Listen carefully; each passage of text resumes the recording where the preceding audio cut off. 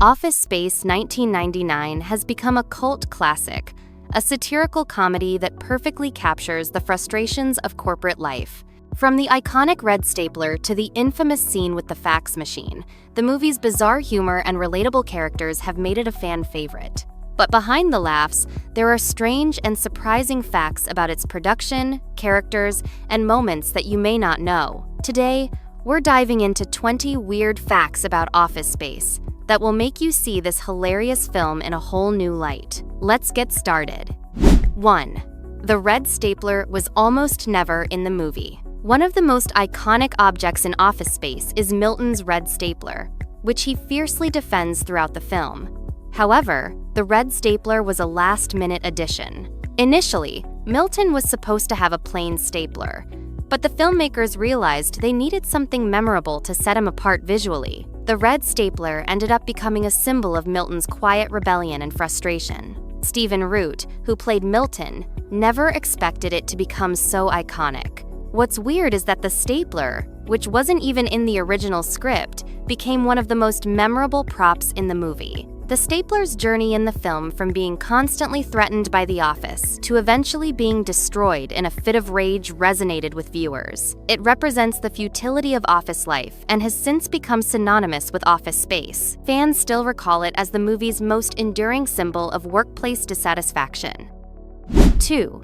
Milton's character was based on real people. Milton Wadhams, the lovable but tragic character played by Stephen Root, was based on several real people that Mike Judge had encountered in various office settings. Judge drew inspiration from a few individuals he worked with, who were quiet, socially awkward, and had bizarre quirks. These real people were often the kinds of employees who were easily ignored by management and coworkers. Milton's bizarre obsession with his red stapler and his quiet yet palpable frustration with his job mirrored these real individuals. What's weird is how Milton's backstory being constantly ignored and mistreated resonated with so many office workers. Milton's performance, a delicate balance between pathetic and oddly charming, allowed him to become a fan favorite despite his relatively limited screen time. His tragic fate at the end of the film, burning down the office, felt like the perfect, albeit dark, justice for his years of torment. Milton's character became a symbol of the overlooked employee who, once pushed too far, gets their revenge. 3. The film was a box office flop but became a cult classic. When Office Space was released in 1999, it struggled at the box office, earning only $10.8 million against a budget of $10 million. The weirdest part? It wasn't until the film was released on VHS and DVD that it found its true audience. People began quoting lines, identifying with the characters, and celebrating the film's dark humor. Over time, it gained momentum, becoming a beloved cult classic. The film's success after its theatrical release proves that sometimes a movie just needs the right kind of audience to truly take off. Its relatable portrayal of corporate life struck a chord with those stuck in monotonous office jobs, making it an evergreen hit. What's weird is that a movie about office frustration and absurdity became so enduring. The film wasn't just about humor, it was about voicing the collective dissatisfaction that so many people feel in the workplace. This slow-burn success was a reminder that a film's true legacy can often be shaped long after its initial release. 4. The jump to conclusions mat was based on a joke. The absurd invention, known as the jump to conclusions mat, pitched by the clueless character Tom Smikowski, was created from a joke. Mike Judge thought it was funny to have a character invent something so ridiculous, and thus the idea for the mat was born. The weird part is that the mat became so memorable that it stuck with the film's audience long after the movie's release. Judge never expected the jump to conclusions mat to become such a lasting symbol of corporate stupidity. Yet it did. The mat was a perfect metaphor for the film's critique of the absurdity of office culture. What's weird is that the jump to conclusions mat exists in real life. Now fans made actual versions of the mat after the film became a cult hit. The invention of something so absurd, which serves no real purpose, highlighted the often pointless and nonsensical nature of corporate business practices. 5. Mike Judge voiced several characters in the movie. Mike Judge, the creator of Office Space, voiced not only the character of Milton, but also the voice of the very memorable annoying TV commercial announcer. Judge's ability to juggle multiple characters is part of what makes his style unique. What's weird is that Judge was not originally planning to voice these characters. It was more of a necessity due to time constraints. His quirky and dry delivery is what makes these characters so funny and distinct. The decision to have Judge voice these roles helped tie everything together, giving the film a more personal and authentic feel. Judge's voice work in the film also contributed to its satirical humor, reinforcing the film's criticism of the soulless corporate world. The fact that Judge was behind these voices added to the feeling that he was very much the driving force of the film's sharp, offbeat humor. 6. The redneck characters were inspired by Judge's own experiences. The redneck characters in Office Space, such as the two construction workers who eventually helped destroy the office building, were inspired by Judge's real-life experiences. Growing up in Texas, Judge encountered people with similar attitudes and mannerisms, which he drew upon to create the characters. The weird part is that these characters, who seem like mere background figures, have become a fan favorite. Their simplicity, along with their willingness to embrace destruction, acts as an odd contrast to the corporate world the main characters inhabit. The juxtaposition of these two groups of people becomes a subtle commentary on class, frustration, and rebellion. Judge often depicted these characters with humor and affection, despite their simple-mindedness. Their role in the film highlights how everyone, regardless of background or class, can feel the same frustrations with the systems they're stuck in. Their appearance in the film only deepens its critique of corporate America. 7. The office building was a real corporate office. The office building where the film was shot wasn't a set, it was a real corporate office that was being rented out. Located in Austin, Texas, the building was used for the fictional Initech Corporation. The weird part? The location was never meant to be used for a film. It was just the most affordable and convenient option. The real office was bland, functional, and ultimately a perfect representation of the soul-crushing office environment that Office Space sought to satirize. The movie's success made the location famous, with fans even visiting the building to relive iconic moments from the film. The building's drab design became a metaphor for the lifeless, repetitive nature of corporate work. What's weird is how the mundane, everyday surroundings of a real office contributed to the film's authenticity. There was no glamorization of the office environment. Instead, the film focused on the monotony and frustration inherent in many real-world workspaces. 8. Jennifer Aniston almost played the role of Joanna. Jennifer Aniston was one of the actresses considered for the role of Joanna, the waitress who dates Peter Gibbons. However, the role eventually went to actress Jennifer Love Hewitt. The weird part? Aniston's career was on the rise, thanks to her role on Friends, and she was reportedly interested in taking the part. She would have brought a completely different vibe to the character, which is intriguing to think about, considering that Hewitt's portrayal added an easygoing and down-to-earth quality. This alternate casting choice opens up an interesting what-if scenario. But ultimately, Hewitt's performance helped define the character as a grounded and relatable love interest. What's even weirder is that, given Aniston's rise to fame shortly after, this casting decision became a pivotal point in both actresses' careers, each going in different directions post-1999. 9. The Office Space fax machine scene was not scripted.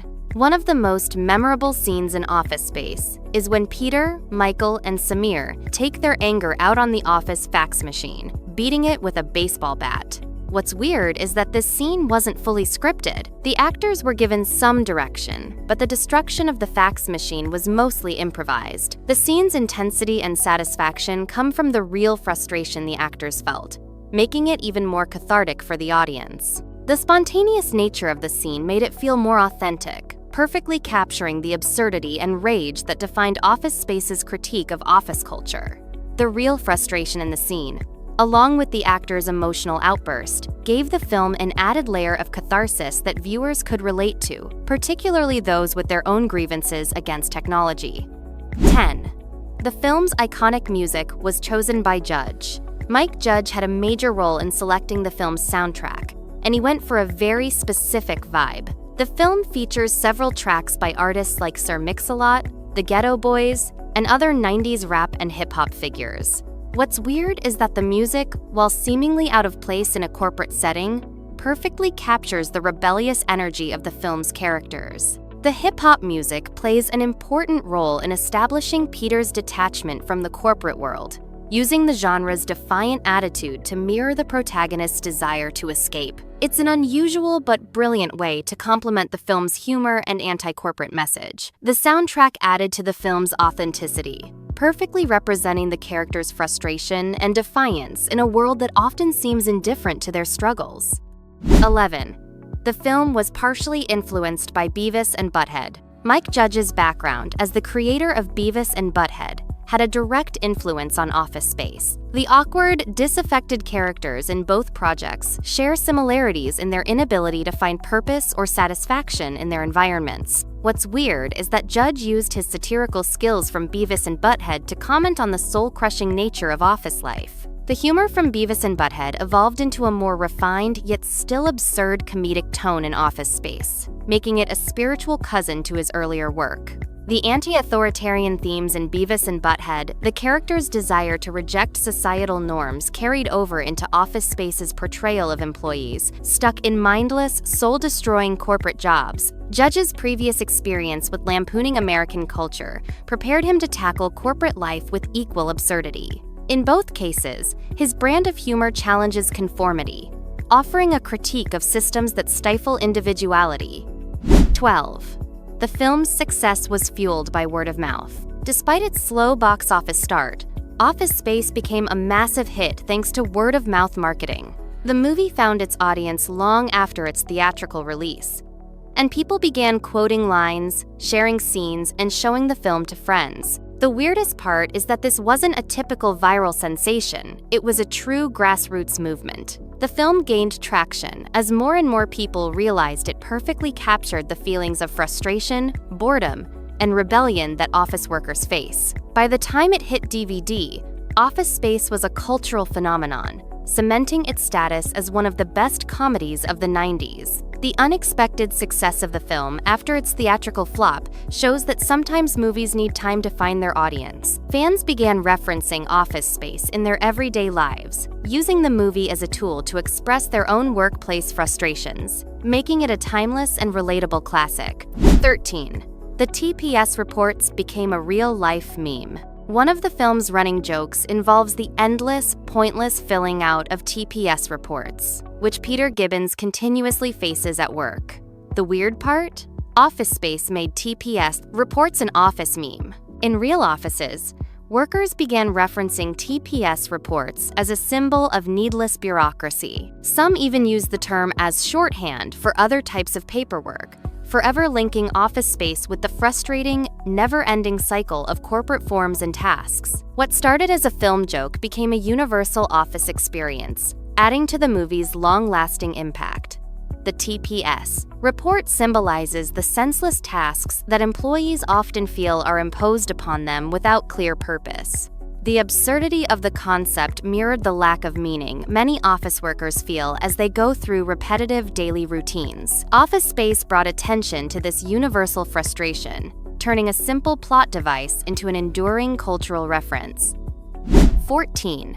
The building's parking lot was a real mess. While filming Office Space, the parking lot outside the office building wasn't maintained, which led to some unusual situations. The parking lot was in such bad condition that some scenes had to be reshot because of the mess. The weird part is that it added to the realness of the film. The fact that the corporate environment was mirrored by the rundown parking lot became an ironic touch, reinforcing the theme of decay and dissatisfaction in office life. The scruffy, neglected parking lot was an unexpected yet fitting metaphor for the state of the office building itself. Both the physical space and the bureaucratic systems it housed were in a state of disrepair. This seemingly insignificant detail heightened the authenticity of the film, making it feel more grounded in reality. In a way, the neglected parking lot symbolized the disheartened attitudes of the employees who worked inside the building. 15. The fax machine scene was based on Judge's real frustrations. The infamous fax machine destruction scene is one of the most satisfying moments in the film. What's weird is that it was based on Mike Judge's own frustrations with technology.